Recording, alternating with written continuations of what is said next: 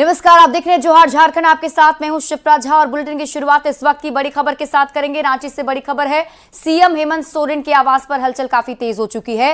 Tejashwi Yadav CM आवास पहुंचे हैं। माले विधायक विनोद सिंह और पूर्व विधायक अरूप चटर्जी भी मौजूद हैं। आरजेडी और सीपीआईएमएल की सीट को लेकर चर्चा की जा रही है। सीट शेयरिंग को लेकर अंतिम दौर की ये बातचीत है। आपको बता दें कि सीटों को लेकर आरजेडी और सीपीआईएमएल ने नाराजगी जाहिर की थी। जो सीट का फॉर्मूला तय किया गया था, उस फॉर्मूले से आरजेडी और सीपीआईएमएल के नेता नाराज थे और ऐसे में अब सीएम हेमंत सोरेन के आवास पर हलचल काफी तेज होती हुई तेजस्वी यादव सीएम आवास पर पहुंचे हुए हैं और बताया जा रहा है कि माले विधायक विनोद सिंह और पूर्व विधायक अरूप चटर्जी भी सीएम आवास पर मौजूद हैं और सीट शेयरिंग को लेकर अंतिम बातचीत हो रही है। आप सबको पता है कि आरजेडी की तरफ से दावा किया जा रहा है, ज्यादा सीटों की डिमांड की जा रही है। सीपीआईएमएल भी अलग से सीटों का डिमांड कर रहा है और अल्टीमेटम भी दिया गया था। अब उसी का असर है कि सीएम हेमंत सोरेन के आवास पर ये बैठक चल रही है, जहां तेजस्वी यादव मौजूद हैं और सीपीआईएमएल के विधायक भी मौजूद हैं।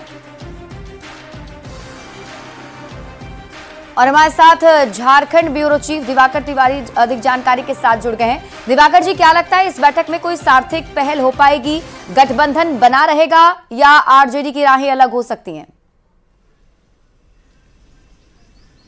देखिए, इंडिया गठबंधन के दोनों दलों के तेवरों में नरमी आई है। आरजेडी के नेता तेजस्वी और हेमंत सोरेन जो जेएमएम के नेता हैं, मुख्यमंत्री भी हैं राज्य के, दोनों के बीच मुलाकात हो रही है। तो ये माना जा रहा है कि कहीं ना कहीं बीच के रास्ते निकालने की कोशिश की जा रही है। सीपीआई माले के जो नेता हैं अरूप चटर्जी, वो भी वहाँ मौजूद हैं, विनोद सिंह मौजूद हैं।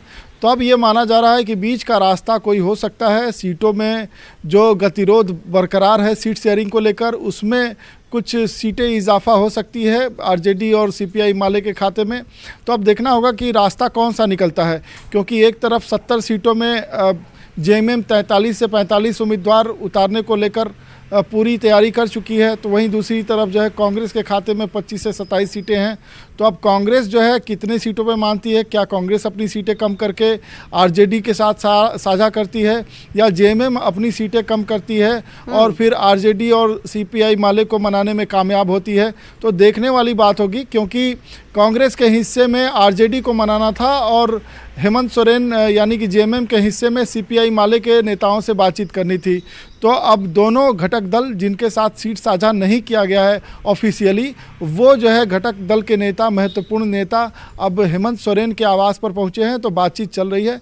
अब कुछ ही देर में साफ हो जाएगी तस्वीर कि क्या ये दोनों दल जो है गठबंधन में बरकरार रहेंगे या अलग रास्ता। सीएम आवास पर फिलहाल क्या कुछ हलचल है, इसके लिए चलते हैं अविनाश के पास। हमारे साथ अविनाश भी इस सीएम आवास से जुड़े हुए हैं। अविनाश, वहां पर क्या कुछ हो रहा है? अंदर खाने क्या बातचीत हो पा रही है? कुछ अपडेट आप तक पहुंच पा रहा है?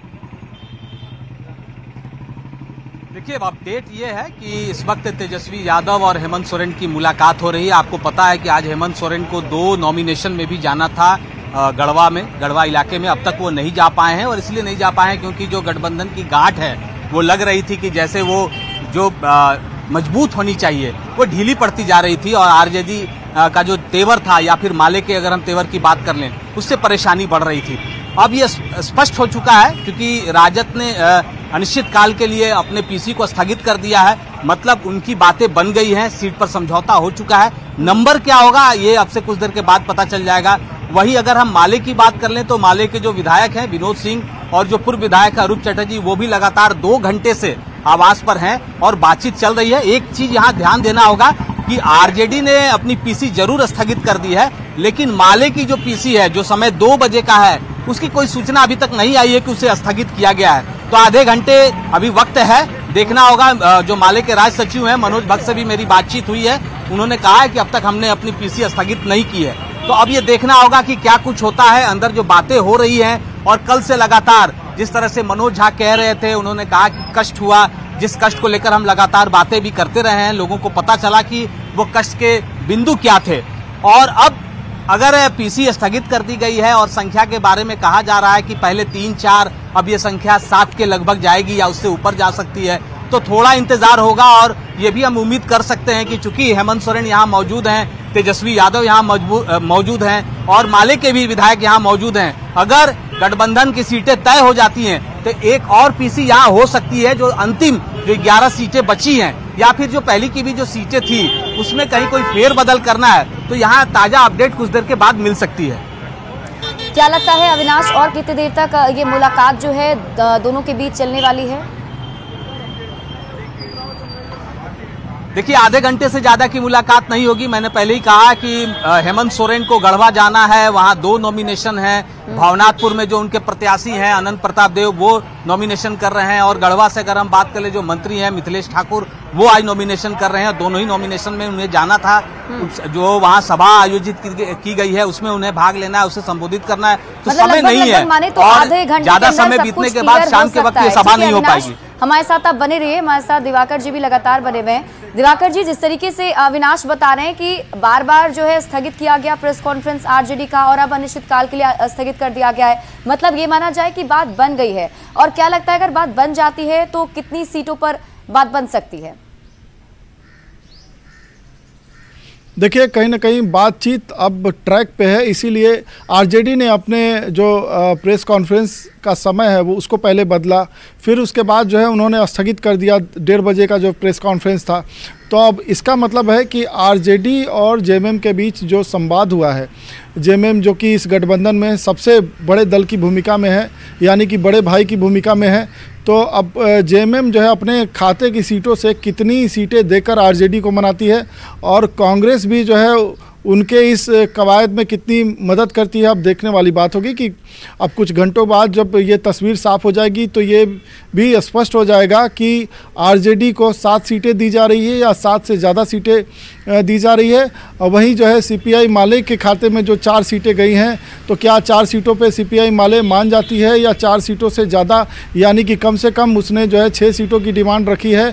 और चॉइस ऑफ सीट की बात हो रही है कि जिन उम्मीदवारों को लेकर जो है उन्होंने जिस निश्चित सीट पर तैयारी कर रखी है, तो उस सीट पर कम से कम जेएमएम या कांग्रेस के उम्मीदवारों की दावेदारी ना हो, यानी कि जेएमएम या कांग्रेस उन सीटों पर अपने उम्मीदवार नहीं उतारे, बल्कि सीपीआई माले या आरजेडी के उम्मीदवार को उतारने का मौका दे। मतलब इससे साफ नजर आ रहा है कि जो हेमंत सोरेन है वो पूरे गठबंधन दल को साथ में लेकर जाने की कोशिश कर रहे हैं, और उम्मीद जताई जा रही है कि आधे घंटे के अंदर सब कुछ क्लियर भी हो जाएगा। शुक्रिया आप दोनों का हमारे साथ जुड़ने के लिए और इस अपडेट को हमारे साथ साझा करने के लिए। देखिए, झारखंड आरजेडी अध्यक्ष संजय सिंह यादव का एक बड़ा बयान सामने आया है। उनकी तरफ से कहा जा रहा है कि सम्मानजनक संख्या पर ही बात बनेगी, मतलब ये कि जो सीटों की संख्या हमें मिल रही है वो अगर सम्मानजनक होती है तब जाकर बात बनेगी। सम्मानजनक संख्या क्या होगी बड़े नेता तय करेंगे। बड़े नेताओं के साथ लगातार बातचीत चल रही है।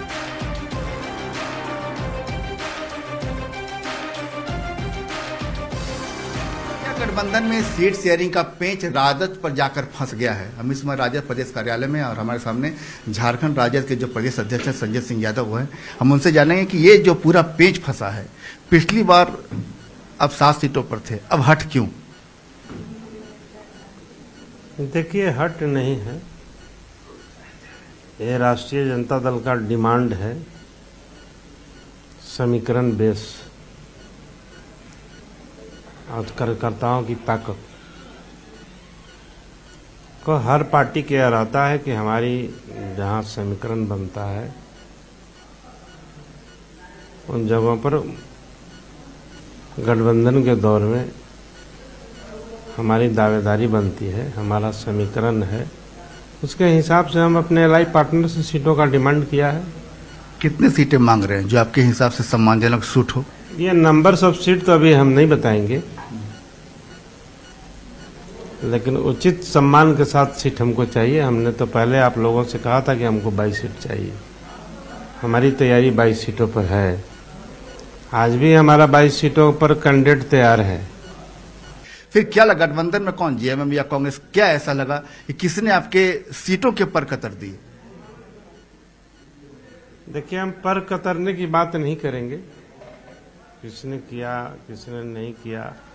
बड़ी पार्टी कांग्रेस पार्टी है, बड़ी पार्टी झारखंड मुक्ति मोर्चा है। इन दोनों पार्टियों ने पहले सीटों का अनाउंस कर दिया, इतने सीटों पर लड़ेंगे, इतने सीटों पर लड़ेंगे। तो डिमांड तो हमारा इन्हीं दोनों पार्टियों से है।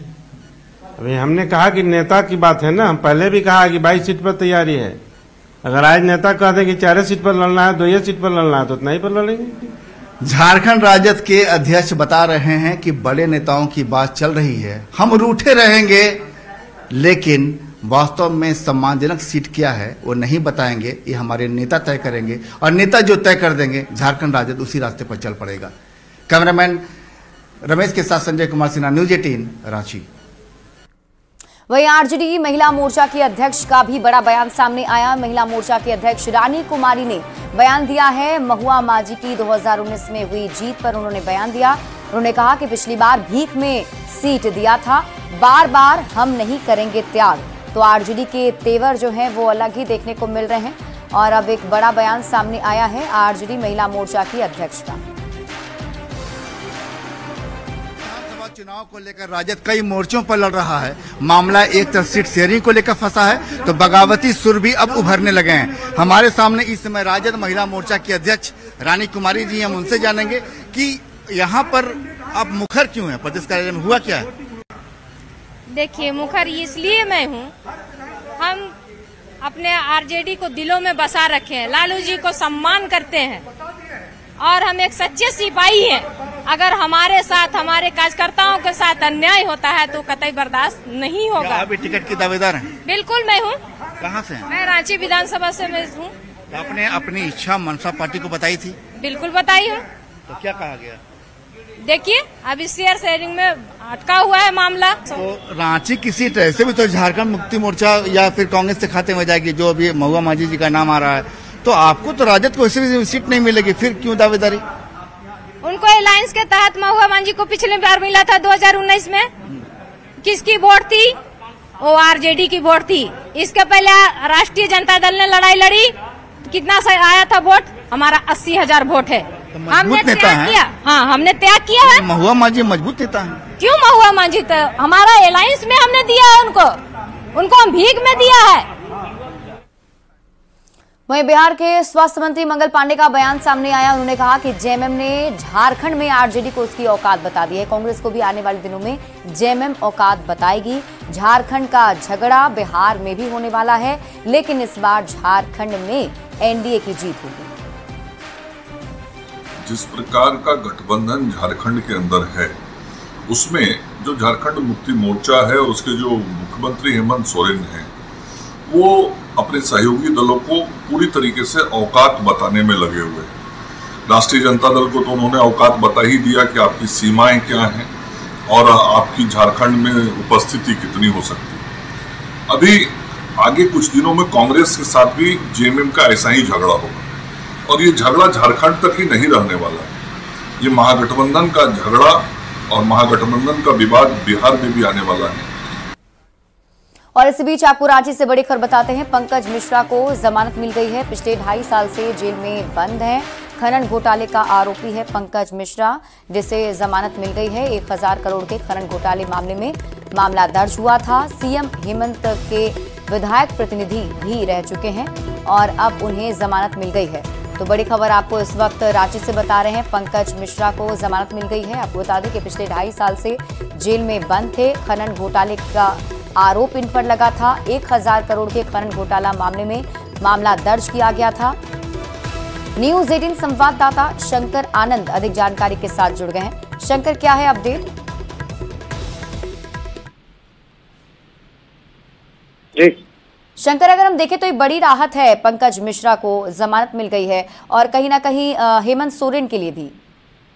निश्चित तौर पर देखिए, पंकज मिश्रा को एक बहुत बड़ी राहत रांची हाईकोर्ट से मिली है और जिस तरह से पंकज मिश्रा की गिरफ्तारी हुई थी, तकरीबन 2 साल पहले उसकी गिरफ्तारी हुई थी और जिस तरह से पंकज मिश्रा को मनी लॉन्ड्रिंग एक्ट के तहत इसको गिरफ्तार किया गया था जांच एजेंसी के द्वारा, तो इस मामले में सिर्फ पंकज मिश्रा नहीं बल्कि पंकज मिश्रा से जुड़े कई लोगों को भी एक बड़ी राहत मिली है, क्योंकि पंकज मिश्रा पर जिस तरह से आरोप थे इलीगल माइनिंग का और इसके साथ साथ मनी लॉन्ड्रिंग करके करोड़ों रुपया अर्जित करने का, और जिस तरह से पंकज मिश्रा के बारे में बताया जाता था कि उसका जो एक राजनीतिक गलियारों में एक बहुत अच्छी पकड़ है, जिसका वो प्रभाव दिखा करके वो मनी लॉन्ड्रिंग के मामले को अंजाम दे रहा था। तो इस मामले में जिस तरह से कोर्ट के अंदर में जांच एजेंसी के द्वारा तमाम सबूतों को रखा गया था, लेकिन पिछले 2 साल से ज्यादा का वक्त बीत चुका था और इसके खिलाफ तमाम सबूतों को जब इकट्ठा किया गया और उसके बाद तमाम मामलों को कोर्ट के सामने रखा गया, तो उसके बाद कोर्ट ने इस मामले की गंभीरता को देखते हुए अब जमानत दे दिया है। तो कहीं न कहीं पंकज मिश्रा के साथ साथ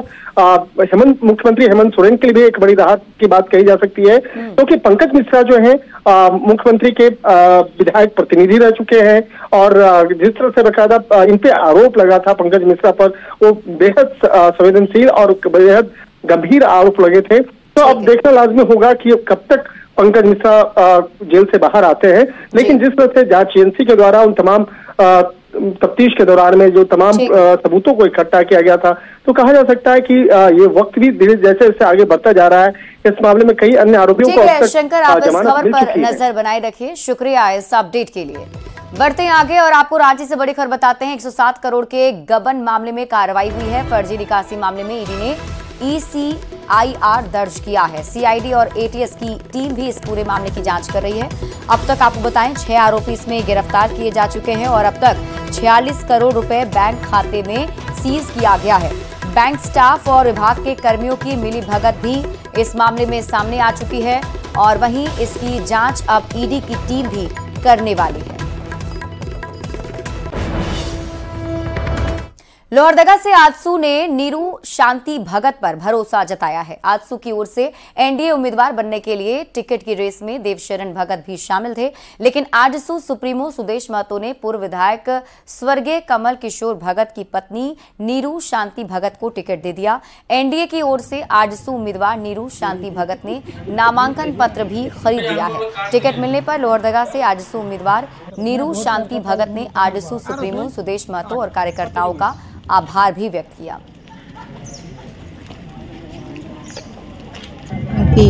सभी यहाँ के जितने भी हमारे कार्यकर्ता हैं और जितने पार्टी के हैं, एनडीए के सभी लोग हैं, उन्हीं से मैं उनका आशीर्वाद, सहानुभूति और सहयोग लेना चाहती हूँ।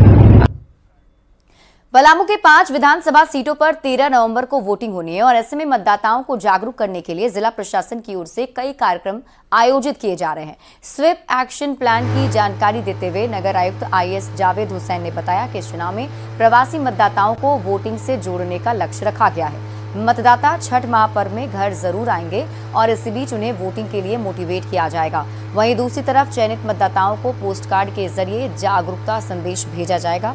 साथ ही 20 अक्टूबर को मलय डैम में एडवेंचरस वाटर एक्टिविटी, योगा प्रतियोगिता, मेहंदी प्रतियोगिता समेत कई कार्यक्रम चलाए जाएंगे। आगामी संडे को सबसे पहले मलय डैम पे हम लोग योग प्लस वाटर एडवेंचर एक्टिविटीज के साथ प्लान कर रहे हैं, तो उसके लिए भी न्यूज़ ग्रुप के थ्रू विभिन्न मीडिया सोर्सेज में जानकारी शेयर किया जा चुका है। अगला एक्टिविटी फिर हम लोग शिवाजी मैदान, हमारे GLA कॉलेज वगैरह में भी हम लोग एक्टिविटीज़ करेंगे। जैसा लोकसभा में किया था, हम लोगों ने मल्टी क्यूजिन्स फेस्टिवल्स करेंगे। यूथ फेस्टिवल का आयोजन किया जाएगा ताकि यूथ के एडवेंचर स्पोर्ट्स, जो भी एडवेंचर स्पोर्ट्स होते हैं, यूथ को हम लोग मोटिवेट कर सकते हैं। झारखंड में विधानसभा चुनाव की तारीख करीब आते ही पार्टियों ने अपनी गतिविधियां भी तेज कर दी है। झारखंड मुक्ति मोर्चा आज चुनाव का शंखनाद कर रही है, जहां मुख्यमंत्री आज गढ़वा पहुंचेंगे। वो 81 भवनाथपुर से अनंत प्रताप देव और गढ़वा से मिथिलेश ठाकुर के नामांकन में शामिल होंगे और चुनावी सभाओं को संबोधित भी करेंगे। पुलिस प्रशासन मुख्यमंत्री के आगमन को लेकर पूरी तरह से तैयार है। चुनाव को लेकर चुनावी अंदाज में अब जेएमएम कूद पड़ी है, इसलिए क्योंकि झारखंड के मुख्यमंत्री हेमंत सोरेन गढ़वा आ रहे हैं। वे अपने प्रत्याशी भवनाथपुर विधानसभा क्षेत्र से अनंत प्रताप देव उर्फ छोटे राजा एवं गढ़वा विधानसभा क्षेत्र से मिथिलेश ठाकुर के नामांकन में शामिल होंगे। वे लगभग 12:30 बजे नगरटारी के मैदान में उतरेंगे एवं वहां नामांकन में शामिल होंगे एवं चुनावी सभा करेंगे वहां पर। उसके बाद वहां से वो लगभग 2 बजे हेलीपैड में आएंगे। वहां से आकर यहाँ मिथिलेश ठाकुर के नामांकन में शामिल होंगे एवं यहाँ से होने के बाद वे एक गढ़वा टाउन हॉल में एक सभा को संबोधित करेंगे। बस कुछ ही घंटों में मुख्यमंत्री हेमंत सोरेन का गढ़वा आगमन होने वाला है। चंदन कश्यप, न्यूज़ 18 गढ़वा। गुमला में 13 नवंबर को वोटिंग होना है। ऐसे में चुनाव से पहले चर्चाओं का बाजार गर्म हो गया है। सबके अपने अपने मुद्दे हैं। गुमला के सबसे बड़े साप्ताहिक बाजार में विधानसभा चुनाव को लेकर आम लोगों की राय जानने की कोशिश की है। न्यूज़ 18 संवाददाता रुपेश कुमार भगत ने। चुनाव की घोषणा हो चुकी है। आपको बता दें कि पहले चरण में गुमला, सिसई व बिशनपुर विधानसभा के लिए 13 नवंबर को मतदान होना है। इसके साथ ही इस वक्त मौजूद हैं हम गुमला के मुख्य जो बाजार है। बाजार में आप देख सकते हैं तस्वीरों के माध्यम से, यह मुख्य बाजार माना जाता है। यहाँ पे गुमला जिला के लगभग सभी ग्रामीण क्षेत्र हो या शहरी क्षेत्र के लोग पहुँचते हैं। यहाँ का भी बहुत बड़ा मुद्दा होता है कि जो बाजार टाउन है, बाजार टाउन में भी बहुत से ऐसे मुद्दे हैं जो जनता के द्वारा लगातार उठाए जाते हैं। और इस चुनाव में भी जो मुद्दा है कि क्या गुमला में होना चाहिए था, और पिछले कई सालों की बात करें तो गुमला का कितना विकास हो पाया? विकास नहीं हो पाया। जितने भी अभी तक सांसद विधायक आए हैं किसी तरह का कोई विकास नहीं कर पाए। एक मैया योजना है जो 1000 रुपये दे के ठगा जा रहा है, वो भी महिलाओं के लिए, पुरुषों के लिए कोई योजना नहीं है। ठीक ठाक जगह बहुत सा कम नहीं है, जैसे मान लीजिए पानी का या मतलब नल का, इस सब का व्यवस्था होना चाहिए। कानून व्यवस्था लगे है, दिन रात चोरी हो रहा है, व्यवसायी डरे हुए हैं, व्यवसायी के मन में डर है। सरकार का कोई काम ही नहीं। सरकार का हाल तो भी ऐसा है कि सरकार रहे ना रहे बात बराबर, बदलाव जरूरी है। और बता दें कि इस बार जो यहाँ के लोग हैं वो भी मन बना लिए हैं कि विकास के मुद्दे में जो 13 नवंबर को मतदान होगा तो बूथों पर जाकर के अपने मतदान करेंगे और विकास के नाम पे वोट देने का काम करेंगे।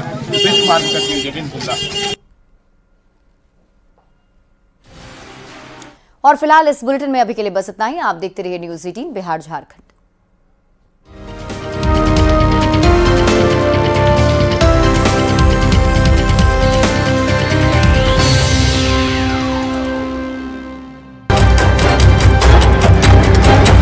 राजनीति खूब जायकेदार होती है।